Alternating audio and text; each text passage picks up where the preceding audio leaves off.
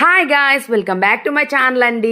ఏంటి దీపావళి అయిపోయి వారం రోజులు అవుతుంటే ఇప్పుడే వీడియో పెడుతున్నాను ఏమనుకోద్దండి, కొంచెం లేట్ అయింది. నిజంగా చెప్తున్నా, ఈ సంవత్సరం దీపావళి చేసుకుంటామో లేదో అన్న డౌట్ నుంచి ఇంత బాగా చేసుకున్నామా అనే షాక్లోకి అయితే వచ్చాం. ప్రతి సంవత్సరం కన్నా ఈ సంవత్సరం చాలా బాగా జరిగింది. నేనైతే ఇదిగోండి ఇలా డ్రెస్ వేసుకుని, ఏ డ్రెస్ వేసుకున్నా, చీర కట్టుకున్నా గాజులు మాత్రం మస్ట్ అనమాట. సో మా పెద్దమ్మాయికి కూడా గాజులు అంటే చాలా ఇష్టం.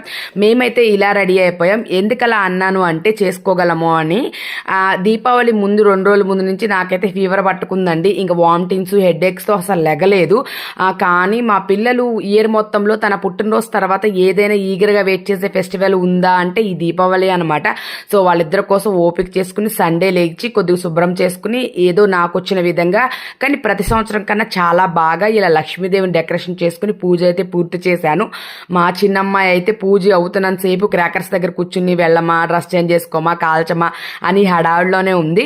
కానీ అనుకున్న దానికన్నా పూజ అయితే చాలా బాగా జరిగిందండి. నిజంగా చెప్తున్నా, దీనికైతే మా పిల్లలు మా వారికే థ్యాంక్స్ చెప్పాలి. వాళ్ళ ముగ్గురు చాలా బాగా హెల్ప్ చేశారు. సో పూజ అంతా పూర్తయిపోయిన తర్వాత వాళ్ళైతే క్రాకర్స్ కాల్చడానికి వెళ్ళిపోయారు. సో చిన్నప్పుడైతే మా డాడీ నన్ను క్రాకర్స్ అంటే ఏంటంటే ఆ కాకర పోతులు మాత్రమే ఇచ్చేవాళ్ళు అనమాట. 2 పట్టుకుని చేతిలో పట్టుకుని దూరంగా కూర్చోపెట్టేవాళ్ళు. ఈ బాంబులు ఇలాంటివి అయితే మా డాడీయే కాల్చేవాడు. సో మా పిల్లలు కూడా చక్కగా బయట దీపాలు పెట్టడానికి వెళ్ళిపోయారు. దీపాలన్నీ పెట్టిన తర్వాత మేము ఈ డెకరేషన్ అయితే ఇల్లు ప్రతి సంవత్సరం ఇలా డెకరేషన్ చేసుకుంటాం.